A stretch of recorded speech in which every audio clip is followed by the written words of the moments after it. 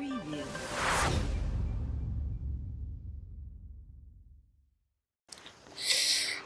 Guys, अब हम अपनी डेस्टिनेशन पर पहुंच चुके हैं।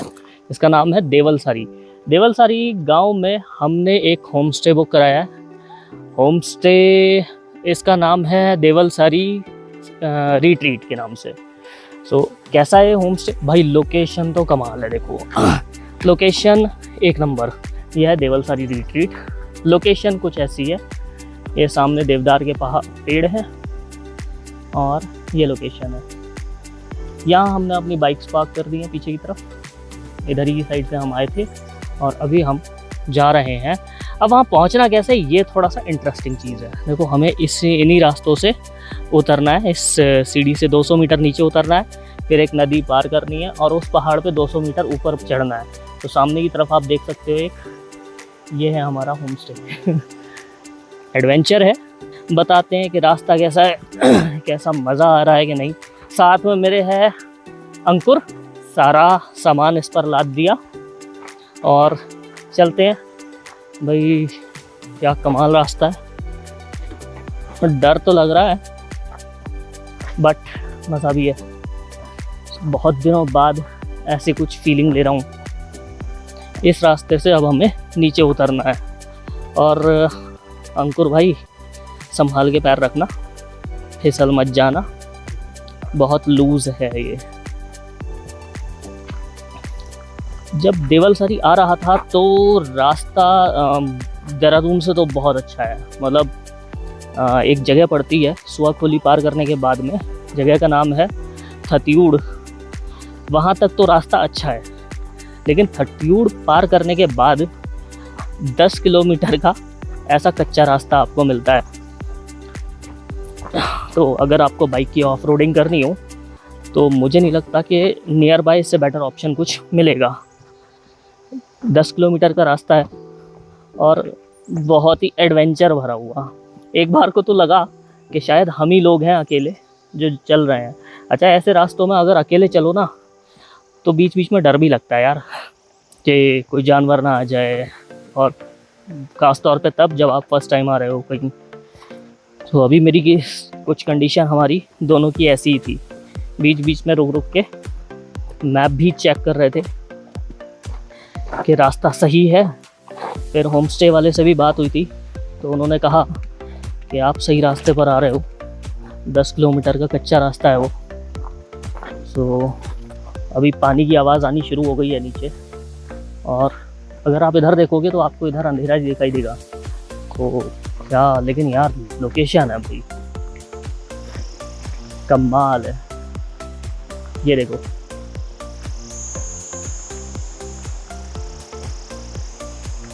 नीचे नदी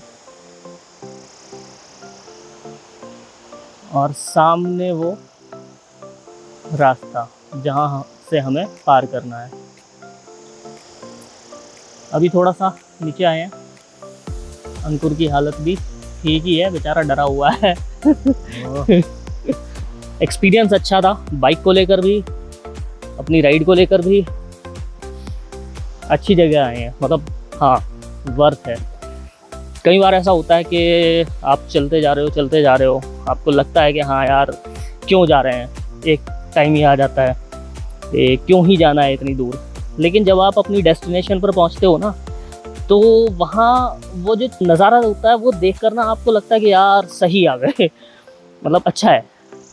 अंकुर, रास्ता दो अपने फ्रेंड्स को।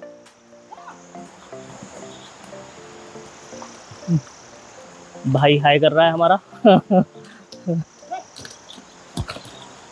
तो बहुत प्यारी जगह है यार, बहुत प्यारी जगह है। हेलो। और देवलसारी के इस व्लॉग में मैं आपको यहाँ की सारी चीज़ें दिखाऊंगा भी, बताऊंगा भी।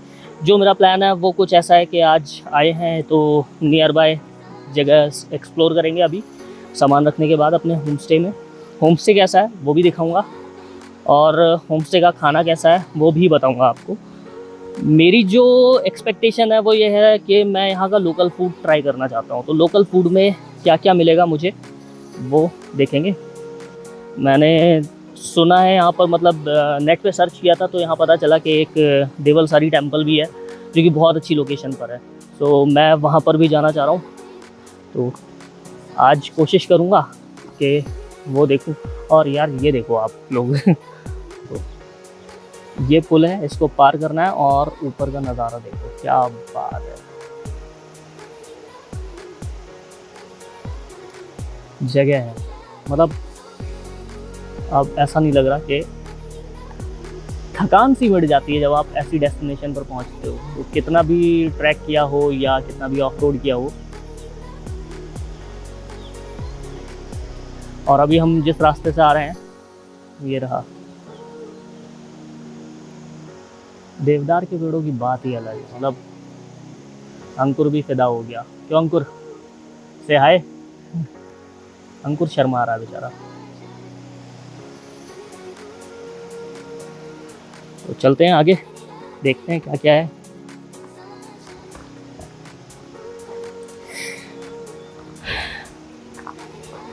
हंटर ने कमाल कर दिया भाई, मैं मान गया। मतलब जो मैंने आपको पैच बताया था कि 10 किलोमीटर का ऑफ रोड था, तो हंटर ने कमाल कर दिया, बहुत अच्छा परफॉर्म किया।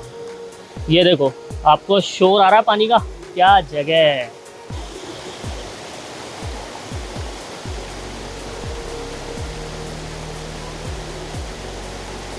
क्या सही जगह है यार, सच में।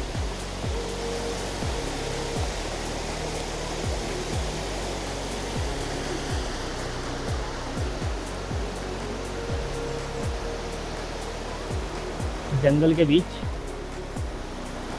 देवदार के पेड़, तो बहुत अच्छी जगह है,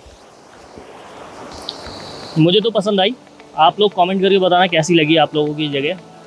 और अगर आप यहाँ आना चाहते हैं तो डिटेल्स मैं आपको शेयर कर दूँगा। वैसे आसान है यहाँ आना, मुश्किल नहीं है।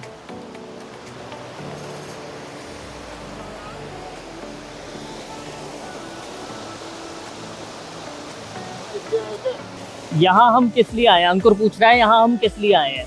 तो अंकुर अभी थोड़ी देर में बताऊंगा तुझे मैं कि यहाँ हम किस लिए आए हैं। हाँ, अंकुर का कहना भी ठीक है, रास्ते खूबसूरत है मंजिलों से ज़्यादा। ये देखिए बहुत प्यारी जगह है यार, मतलब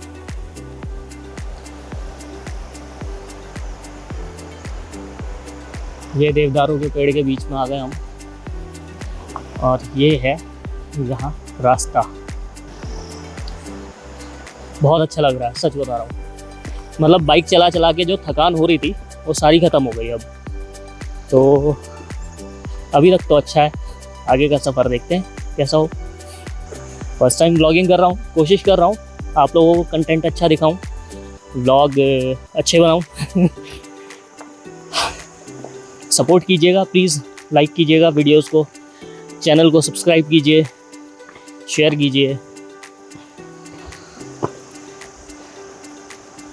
वाओ, एक तरीके का ट्रैक है यार, ये देखो ना आप लोग, खुद देखो नीचे से ऊपर की तरफ, अच्छा है रास्ता। और ये देवदार, क्या बात है,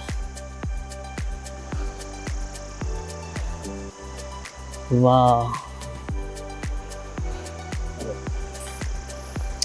बहुत प्यारी जगह है। आप लोग भी आइएगा अगर प्लान कर रहे हैं तो। लेकिन हाँ, जब आप ऐसी जगह आओ तो अपनी एक आइटनरी पहले बना के रखो, क्योंकि मैं अभी अक्टूबर में यहाँ आया हूँ, आज है 19 अक्टूबर। तो मैंने ठंड बढ़ रही है क्योंकि, तो मैंने यहाँ होम स्टे में फ़ोन करके मालूम कर लिया था भैया से कि यहाँ का मौसम कैसा है। तो उन्होंने मुझे बता दिया था कि अभी बहुत ज़्यादा ठंड नहीं है, लेकिन हाँ सुबह शाम आपको अच्छी ठंड लगेगी यहाँ। क्यों लगेगी, दिखाई दे रहा होगा, जंगलों के बीच में है बिल्कुल।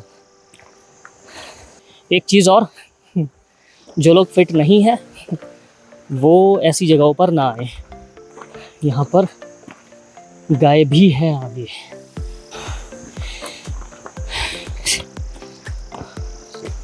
बहुत पतला रास्ता है, चल रहे हैं गौ माता से बच के।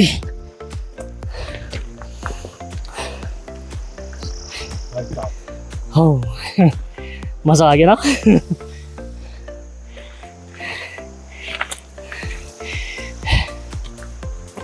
नीचे नदी की आवाज।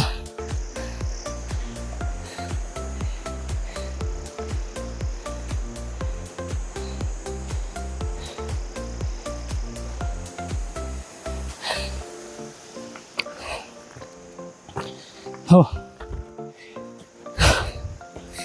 बहुत पथरीली और खड़ी चढ़ाई है, सो आपको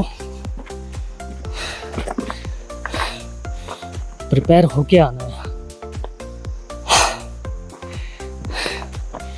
इस चढ़ाई के लिए भी और यहाँ की खूबसूरती के लिए भी। हाँ, ये रही वो खूबसूरती।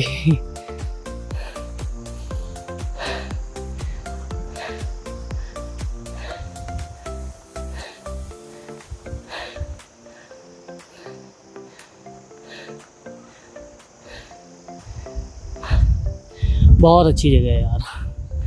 हम लोग इस समय ठीक सामने हैं जहाँ हमने अपनी बाइक्स पार्क करी हैं। सामने स्कूल है। स्कूल के बच्चों ने जिद करी कि भैया एक बार रैप कर दो। करनी पड़ी, उन्हें साउंड सुनना था। रिट्रीट होम स्टे यही है। ये हम आ गए अपनी डेस्टिनेशन पे और ये है हमारा होम स्टे देवदार के बीच में। बहुत अच्छी लोकेशन है ये होम स्टे।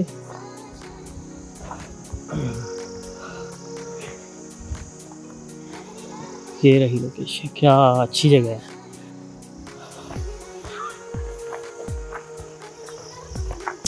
रास्ता भी अच्छा है, लोकेशन भी अच्छी है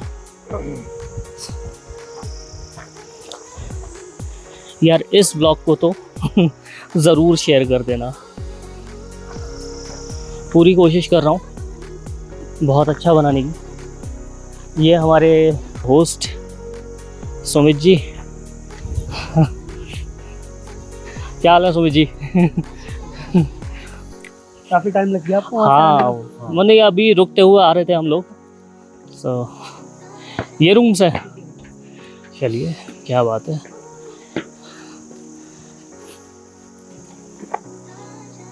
रूम भी अच्छी है, लोकेशन भी अच्छी है। सजेस्ट करता हूँ सबको, आइएगा ज़रूर। सुमित जी से हम मिलकर बात करते हैं, डिटेल में समझेंगे यहाँ के बारे में।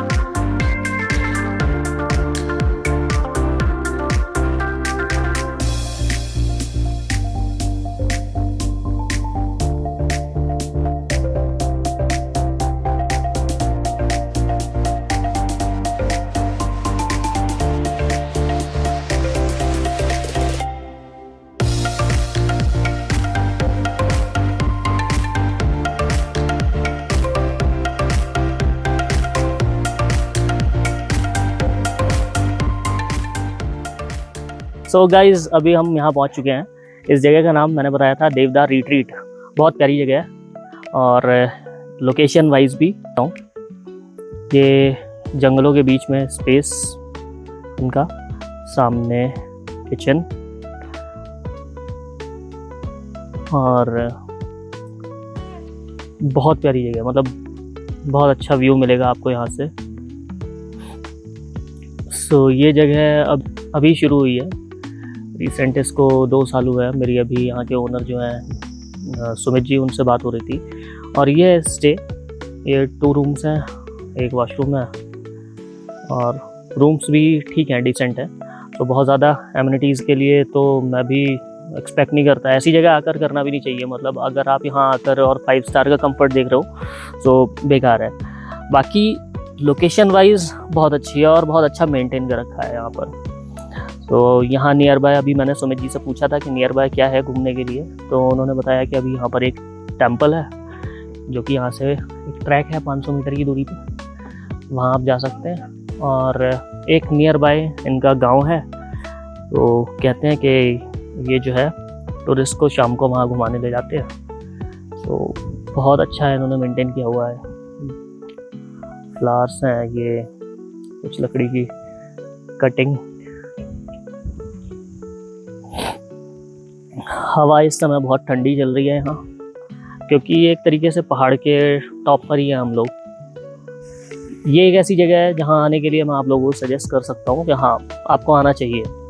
बट मैंने पहले भी कहा था कि प्लीज़ अगर आप अनफिट हैं तो यहाँ मत आइएगा, क्योंकि जैसा कि आप देख रहे हो सामने एक पहाड़ है, ये यहाँ से 200 मीटर नीचे जाना है और उसके बाद 200 मीटर इस वाले पहाड़ पे नदी को क्रॉस करके और फिर हमें ऊपर आना है। तो वो थोड़ा सा आप लोगों के लिए मुश्किल हो जाएगा। अगर आपको सांस लेने में प्रॉब्लम है या आप फिज़िकली अनफिट है तो मैं रेकमेंड नहीं करूँगा कि आप ऐसी जगहों पर जाओ, आपकी हेल्थ के लिए खिलवाड़ हो सकता है।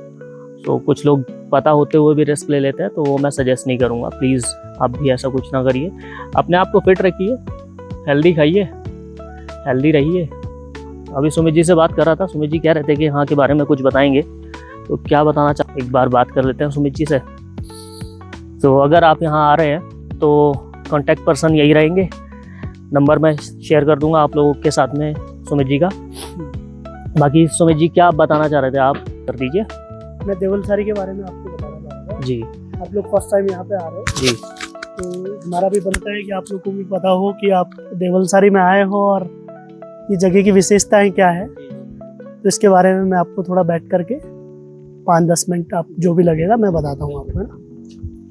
जी सुमित जी, तो क्या बता रहे थे आप यहाँ पे देवलसारी में फर्स्ट टाइम आ रहे हो तो मेरा फर्ज रहता है कि जो भी हमारे पास आए, हाँ। एक तो हमारा होम स्टे है तो एकदम घर जैसी फीलिंग हम सबको देना चाहते हैं कि आपको ऐसा फील ना हो कि आप कहीं उसमें गए हो, है ना। तो यहाँ पे आप देख रहे होंगे कि आप उधर रोड की तरफ से आए हो, तो आपने देखा होगा कि उस तरफ देवदार के पेड़ कम है, इस तरफ ज़्यादा है। और हमारा जो होम स्टे है ये बिल्कुल देवदार के बीचों बीच है ना। और ये आप प्रॉपर्टी देख रहे हो, ये पूरी प्राइवेट है गाँव वालों की। इसमें फार्मिंग वगैरह होती है, मटर वगैरह लगी होती है अभी।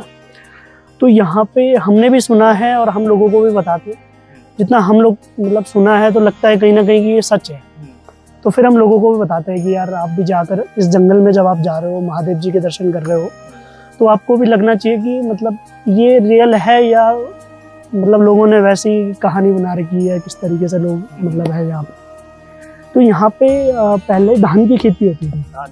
अगर आप ऊपर जाओगे तो अभी भी आपको सीढ़ीदार खेत मिलेंगे, जितने भी, हाँ, जितने भी देवदार के जो ऊपर मंदिर के आसपास आप पूरा घूमोगे तो अभी भी वहाँ पे सीढ़ीदार खेत बने हुए हैं। तो हमारे जो दादा लोग हैं, गांव के बुजुर्ग लोग हैं, वो बताते हैं हमें कि यहाँ पे किसी ज़माने में पहले धान की खेती होती थी। तो वो लाल चावल हमारे पहाड़ों में होता है, तो उसके जो हम लोकल भाषा में चवारी कहते हैं, चवारी, हाँ जी। तो उसकी पहले यहाँ पे फार्मिंग होती थी। तो जो ये कोनेश्वर महादेव जी है, ये यहाँ पे मतलब पहले से इनका मंदिर नहीं था, तो ये यहाँ पे साधु के वेश में आए थे और उन्होंने गांव वालों को जो खेती बाड़ी कर रहे थे उनको कहा कि मेरे को भी थोड़ी सी जगह दे दो रहने के लिए। तो गांव वालों ने मना कर दिया कि नहीं, आप दूसरी जगह चले जाओ, हमारे पास अपनी खेती के लिए जगह नहीं है, हम आपको कहाँ से दे दें। तो वो साधु महाराज ने बड़ी रिक्वेस्ट करी, तो उन्होंने गाँव वालों ने सबने मना कर दिया कि नहीं, आप दूसरी जगह चले जाओगे। तो फिर जब वो उन्होंने बड़ी रिक्वेस्ट करी, गांव वालों ने सबने मना कर दिया, तो साधु महाराज ने कहा कि ठीक है, आप अपनी चवारी बो दो, मैं अपनी दीवारी बो दूंगा। चवारी मीन्स वो लाल चावल और दीवारी मीन्स देवदार। अच्छा। तो गांव वालों ने सोचा वैसे ही कोई साधु जी है, वैसे ही बोल रहा है, तो बात को अनसुनी करके अपने घर चले गए। शाम के टाइम जैसे जाते हैं। दूसरे दिन आए तो जितने भी उन्होंने वो धान के जो बीज बोए थे, उन सब में से देवदार का अंकुर फटने लग गया। अच्छा। तो लोग फिर हैरान हो गए कि मतलब यहाँ पे हुआ क्या एकदम रातों रात। तो वो साधु महाराज हर किसी के पास तो गए नहीं थे, तो जिनके पास गए थे उन्होंने सबको बताया कि यहाँ पे ऐसा ऐसा कल एक महादेव जी मतलब साधु जी आए थे, तो उन्होंने हमसे जगह मांगी, हमने मना कर दिया। तो उन्होंने कहा कि आप अपनी चवारी बो दो, मैं अपनी दीवारी बो दूंगा। तो शायद उन्होंने कुछ किया हुआ है। तो फिर सब लोग हैरान हो गए कि इतनी बड़ी हम लोग की खेती मतलब वैसी देवदार में चलेगी। तो फिर लोगों ने मतलब लोग परेशान हो गए, उनकी खेती बाड़ी चलेगी, तो फिर उस तरफ खेती बाड़ी करने लगी। तो जहाँ पे मंदिर है, मंदिर के अंदर स्वयंभू से शिवलिंग की उत्पत्ति हुई। अच्छा। तो फिर जब शिवलिंग की उत्पत्ति हुई तो उसकी कोई पूजा करने वाला भी नहीं था, क्योंकि लोगों को पता ही नहीं था कि यहाँ पे क्या हुआ है। हाँ। तो यहाँ 2 गांव छोड़ करके इस तरफ एक नीचे गांव है गिनसू, वहाँ की एक गाय आकर के वो शिवलिंग के ऊपर दूध चढ़ाती थी खुद ही। अच्छा। मतलब शिवलिंग के ऊपर बैठेगी, मतलब खड़ी होगी तो उसका खुद ही दूध गिरता था। तो वो रोज का था उसका। तो जिसकी गाय थी वो परेशान हो गया था कि यार ये गाय मतलब एक टाइम पे तो सही दूध देती है, एक टाइम पे नहीं देती है, तो शायद इसका जंगल में कोई दूध निकाल रहा है। तो वो गाय के पीछे पीछे एक दिन कुल्हाड़ी लेकर के आ गया कि मैं देख के आऊंगा कि आज जंगल में कौन इसका दूध निकाल रहा है। अब होते ही हैं लोगों को दूध निकालना है, थोड़ा घर में भी बच्चे वगैरह होंगे शायद, तो फिर मतलब हर किसी का वही रहता है कि अब गाय दूध दे रही है तो निकालेगा ही वो। तो वो एक दिन आ गया गाय के पीछे पीछे, तो उसने देखा कि यार ये गाय इस पत्थर पे क्यों दूध डाल रही है, क्योंकि सबके लिए वो पत्थर ही था उस टाइम में। तो उसने कहा कि अब मैं गाय को तो मार नहीं सकता हूँ, तो उसने वो कुल्हाड़ी उस पत्थर पे मार दी जो शिवलिंग था। तो वो टूट गया, उछल के उसकी लगी, अपने घर गया, उसकी डेथ हो गई। तो वो किसी को बता भी नहीं पाया कि मैं जंगल में कहाँ गया और मेरे साथ क्या हुआ। तो फिर अब किसी को बता नहीं पाया, उसकी डेथ हो गई। तो आज के टाइम पे जो पुजारी है, उन्हीं के वंश के लोग जो उस टाइम पे पूजा करते होंगे, उनको महादेव जी सपने में आए। तो उन्होंने कहा कि मैं इस जगह पे आया हूँ और मैंने इतना कुछ कर दिया है, मतलब कि तुम्हारा जो धान थी उससे मैंने देवदार उगा दिया, फिर भी लोग मेरे को पहचान नहीं रहे और मेरे को पूजा अगर नहीं करते तो कोई बात नहीं, मेरे को खंडित भी कर दिया है। तो आप ऐसा करो कि इस जगह पे एक मंदिर बनवा दो। तो अभी ये हमारे पूर्वजों की प्रॉपर्टी थी और वो जो पुजारी थे वो पुजारी गाँव के थे, ऊपर वाला, हाँ दूसरे गाँव के। तो फिर वो दूसरे की प्रॉपर्टी पे ना कोई कुछ नहीं कर सकता वैसे। तो फिर उन्होंने सबसे बातचीत करके हमारे गांव वालों से कि हम इस जगह पे एक मंदिर बनाना चाहते हैं, ऐसे महादेव जी मेरे सपने में आए हैं। तो सबने कहा कि ठीक है, क्या पता हमारी खेती वापस आ जाए, मतलब लोगों के मन में वो लालच भी था। तो जब उन्होंने एक छोटा सा मंदिर बनाया तो फिर लोगों का एक आस्था का प्रतीक भी हो गया कि यार आकर के माथा टेकने लग गए, अपनी जैसे नई फसल आ रही है चढ़ाने हैं, उस तरीके से फिर लोगों का आना जाना हो गया। तो फिर ये धीरे धीरे देवदार तो बढ़ता रहा है ना, इसमें मतलब वो नहीं हुआ कि जैसे खेती वापस आ गई, ऐसा कुछ नहीं हुआ। तो फिर खंडित शिवलिंग की ना पूजा होती है और ना उसके दर्शन होते हैं, वो मतलब पंडित जी लोग कहते हैं। तो फिर सब लोगों ने बातचीत करके, पहाड़ों में एक डोली होती है पालकी, सबने कहा कि जब हम इसके जो शिवलिंग है उसके दर्शन नहीं कर सकते हैं तो एक पालकी बना दो ताकि लोग उसके दर्शन कर लें। अच्छा। वो हर गांव में जाएं, जैसे हमारे गांव में मेला वगैरह होता है तो वही पालकी आती है। तो फिर कई सालों बाद वो पालकी बनी, फिर वो 3-4 गांव में जाने लगी। तो शुरू में हमारे गांव में और यहाँ पे देवलसारी में उसका वो होता था एक प्रोग्राम, एक नाइट का, हरियाली पड़ती थी। तो वो अभी भी चल रहा है कि एक साल यहाँ पे हमारे गांव में होता है, एक साल यहाँ पे होता है। तो अभी 31 अगस्त को यहाँ पे था, अगला जब अगस्त होगा या सितंबर 1 वीक में हमारे गांव में होगा। हाँ, उसकी डिसाइड मतलब पंडित ही डिसाइड करता है कि वो कब होगा, क्योंकि उस टाइम के लिए बहुत लोग हमें फ़ोन करते हैं कि मतलब वो मंदिर कब खुलेगा, जब हम खुलेगा तो हम लोग भी आएंगे। तो फिर वो पब्लिकली होता नहीं है कि पंडित ही डिसाइड करता है, ऐसा कोई फिक्स डेट नहीं उसकी। हाँ, मतलब पंडित ही डिसाइड करता है। हाँ जी। तो पहाड़ों में क्या होता है ना कि आसपास के जितने भी लोग हैं वो सारे कनेक्टेड होते हैं, रिलेटिव लोग हैं। तो फिर आसपास के गांव के लोग कहने लगे कि हम भी आपके गांव की पालकी अपने गांव में लेके जाना चाहते हैं। तो सबने कहा कि ठीक है, मतलब अब महादेव जी हैं, उनको कौन मना करेगा। तो वैसे ऐसे करके वो 6-7 गांव में पालकी जाने लगी थी। तो जब किन्सो गांव वालों ने कहा कि आपके गांव की पालकी हम भी अपने गांव में लेके जाना चाहते हैं, तो सबने कहा कि ठीक है, आपसे आगे वाला गांव लेके जा रहा है, पीछे वाला लेके जा रहा है, आप भी लेके चले जाओ। तो हमारे यहाँ पे पहाड़ों में एक चीज़ होती है, ढोल दमाओं पे देवी देवता नाचते हैं, देखा होगा तो। तो जब वो ढोल दमाओं पे देवी देवता नाच रहे थे, तो उन्होंने मना कर दिया कि हम इस गाँव में नहीं जा सकते। तो सब लोग हैरान हो गए कि आप मतलब ऐसी कौन सी शक्ति हमारे गाँव में कि आप भी नहीं आ पा रहे हो, आप तो स्वयं सृष्टि के रचयिता हो। तो फिर उन्होंने बताया कि जो मैं आज यहाँ पे खंडित, वो इस कुल के साथ मैंने मेरे को किया हुआ। हाँ, इस वजह से शिव जी वहाँ नहीं जा रहे। तो फिर जब भी उससे आगे वाले गांव में पालकी जाती थी तो वो काला पर्दा डाल देते थे ताकि इस गांव को दर्शन ना हो। तो अभी भी जैसे अब फिर हम लोगों ने भी देखो ये सुना हुआ है कि किसी बुजुर्ग लोगों से, अब कई लोगों को होता है इंटरेस्टेड होते हैं, कई लोग होते हैं कि अरे यार छोड़ो ना, जो हो गया हो गया।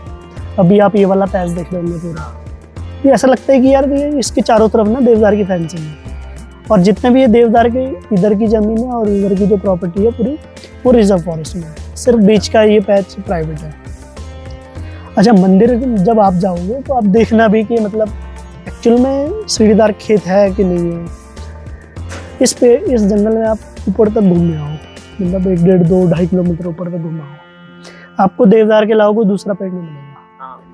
हाँ, लेकिन आप मंदिर के पीछे एक देखना, आपने बांज का पेड़ देखा होगा, ओक है ना। हाँ, उसके पेड़ की हाइट मतलब इतनी बड़ी नहीं होती जितनी देवदार की होती है। तो वो जो मंदिर के पीछे है वो देवदार की हाइट का है। अच्छा। तो वो कहते हैं कि जो महादेव जी के गले में शेषनाग होता है ना, वो इस तरीके से फैला हुआ है मंदिर के ऊपर। तो वो देखने लायक है, आप देख करके आइएगा, है ना। ये यहाँ की हिस्ट्री है छोटी सी, है ना, इंटरेस्टिंग है। स्थानीय कथाएं बेसिकली, हाँ, तरीके की जो कहानियां होती हैं। और इनकी प्रमाणिकता का अगर कोई सबूत मांगने लगे तो आज की डेट में नहीं मिलेगा। बट हाँ, ये है कि जैसे आस्था का विषय है, तो मानो तो कठौती में गंगा। तो एक कहावत चलती है कि अगर आप मानते हो तो सब कुछ है, और नहीं मानो तो कुछ भी नहीं है। तो लेकिन हाँ, इन चीज़ों को इग्नोर भी नहीं किया जा सकता। तो कई बार जब इंसान मुसीबत में होता है तो भगवान को याद करता है। अगर भगवान याद कर ले तो दिक्कत हो जाती है। सही है, लेकिन सुनी हुई चीजों को मतलब अगर थोड़ा बहुत अगर बिल्कुल मानना चाहिए, समझना चाहिए चीजों को। अगर कोई इस तरीके बता रहा है तो उसका सम्मान तो करना चाहिए। अभी जैसे मैंने आपको बता दिया है और आप इस जंगल में ऊपर चले गए, आपको कई सारे मिक्स फॉरेस्ट दिख गया, तो आप मेरे को बोल दोगे यार सुमित भाई वहाँ पे तो ऐसा था, इस तरीके से है ना। वो तो बात अलग। और अभी जैसे मैं आपको बता रहा हूँ कि वहाँ पे पहले धान की खेती होती थी, अभी वहाँ पे पूरा पहाड़ ऐसा हो जाए तो फिर आप बोलोगे नहीं यार ये तो गलत चीज़ है। लेकिन वो हमने खुद जा करके देखी है, तब हम जा करके लोगों को बताते हैं कि ताकि लोग भी जान सके इस जगह के बारे में। तो अभी यहाँ पर धान की खेती होती है? हाँ, धान की खेती होती है, बट उस तरफ होती है, वो रोपाई वाली नहीं होती। जो यहाँ पे होती थी वो रोपाई वाली। एक नागदेवता का मंदिर ओंतड़ गाँव में है। यहाँ पे आप जैसे जहाँ से इधर टर्न है उसके ठीक सामने जहाँ पे आप कह रहे थे मंदिर में, तो वो मंदिर में जब आप कल यहाँ से जाओगे उस टाइम पे, या अगर शाम को टाइम लगे तो आप घूम के आ सकते हो वहाँ पे। तो वहाँ पे नागदेवता का मंदिर है, तो उसकी भी बहुत मतलब अगर आप किसी बुजुर्ग से वहाँ पे बैठ करके बातचीत करोगे, गाँव में भी कई तरह के लोग होते हैं। कई लोग होते हैं कि इंटरेस्टेड कि यार कोई मेरे से कितना पूछे मैं कितना बताऊँ, और कोई लोग ऐसा होता है कि यार ये मेरे से ना पूछे है ना। वो अलग अलग तरीके के लोग होते हैं। तो अगर आपको कहीं भी कोई बुजुर्ग मिले कि आप मेरे को देवल सारी के बारे में बता दो, तो वही आपको ये सेम चीज़ बताएगा कि मतलब कोई भी ऐसा नहीं कि मतलब मैं किसी को पकड़ करके खड़ा कर दूँ कि आप उससे पूछो। आप किसी को भी, और ऐसा कोई नहीं होगा कि जो मना करेगा आपको कि नहीं मैं नहीं बताऊँगा, आपको हर आदमी हर कोई बताएगा यहाँ पर। तो जो नागदेवता का ओंतड़ में गाँव में मंदिर है, तो वो कहते हैं वहाँ के लोग कि सतयुग के लोग 1000 साल जीते थे। तो वो लोग अपने लिए घर नहीं बनाते, वो 20 फीट के लोग होते थे, तो वो मतलब सच ही बोलता था, इसलिए सतयुग पे वो लोग होते हैं। तो वो लोग अपने ढेर सारे पत्थर बड़े बड़े इकट्ठे करके चबूतरा सा बना देते थे अपने लिए, ताकि इसके ऊपर रह सके। तो भगवान का उनके ऊपर ऐसा वरदान था कि मतलब उस चबूतरे के ऊपर आंधी तूफान वगैरह कुछ नहीं होता था।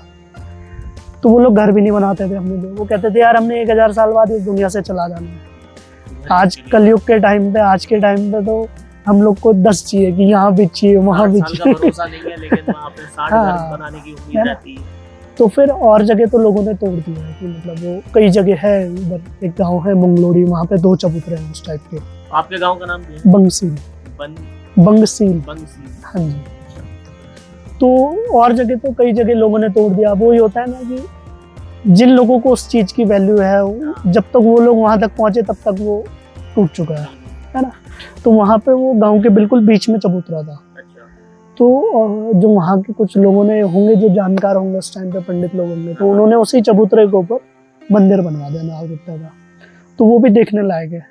तो अभी भी मतलब वहाँ पे जो लोग हैं ना, वो बताते हैं कि ये सतयुग के टाइम का बना हुआ है। और जो वो मंदिर बना हुआ है, वो उसको मंदिर को भी बने हुए करीब 1000 साल से ऊपर हो गया।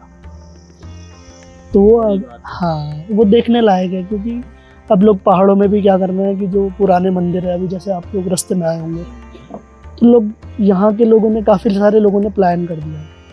तो अब वो जब घर आता है, देखता है कि यार देहरादून में मंदिर में टाइल लगी हुई है, पेंट की टेंशन नहीं है, ये वो, तो फिर वो यहाँ पे आकर के भी लोगों को, गांव वाले लोगों को वही आगे नहीं कि आप ऐसा करो, परमानेंट छुट्टी। तो उस चीज़ से मतलब थोड़ा सा वो दूसरी तरफ जा रहा है। लेकिन जो पहले की चीज़ें यहाँ पे कई सारी है, वो बहुत अच्छी है, देखने लायक। स्थानीय कथाएं ऐसा जो इस तरीके की कहानियां होती हैं, लोग कहते हैं कि ये सच्ची है, नहीं है, जैसा अभी आपने कहा जी, कि इनकी प्रामाणिकता का कोई सबूत नहीं है। लेकिन मेरा मानना यह है, अगर कोई कहानी इतने सालों से चली आ रही है, कि कई पीढ़ियों से पीढ़ियों दर पीढ़ियों और सुनाई गई है, सबको बताई है, तो कहीं ना कहीं तो उसमें सच्चाई रही है। बिल्कुल।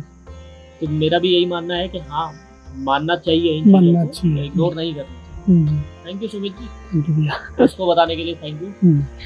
अभी मंदिर विजिट करते हैं हम लोग, बिल्कुल। देखते हैं कि वहाँ पर क्या और मंदिर भी साल में सिर्फ 2 बार ही खुलता है। अच्छा। एक अप्रैल में खुलेगा और एक अगस्त या लास्ट सितंबर में। अच्छा, तो अभी बंद होगा? अभी बंद ही होगा। बाहर से ही उसके दर्शन है, अच्छा। मंदिर के ही दर्शन है। क्योंकि अंदर मतलब कोई वैसे शिवलिंग आप देख नहीं सकते। हाँ। बट अब लोगों ने बाहर पे भी आर्टिफिशियल जो होता है वो शिवलिंग लगवा रहा है। ठीक है, ठीक है, आप देखिए। तो अभी ये बात हुई थी हमारी सुमित जी से इस गांव के बारे में कि ज़मीन कैसी है, कहाँ पर क्या है। तो उन्होंने एक यहाँ की स्थानीय कहानी बताई। और अगर कोई चीज़, जैसे अभी इन्होंने कहा कि काफ़ी टाइम से चली आ रही है, बुज़ुर्गों ने बच्चों को सुनाई और बच्चों ने फिर अपनी पीढ़ियों दर पीढ़ियों चली आ रही है, तो मेरा मानना है कि कहीं ना कहीं कुछ ना कुछ तो सच्चाई रही होगी। अगर इस चीज़ को माना जाए तो अच्छी बात है, वैसे मानना चाहिए। तो कई चीज़ें सही होती हैं, हम लोग इग्नोर कर देते हैं, बट इग्नोर नहीं करना चाहिए। सो क्या है इस कहानी के पीछे, चल के देखते हैं। वहाँ मंदिर भी चलते हैं, उस मंदिर जहाँ पर सुमित जी ने कहा कि वो भगवान शिव की शिवलिंग है।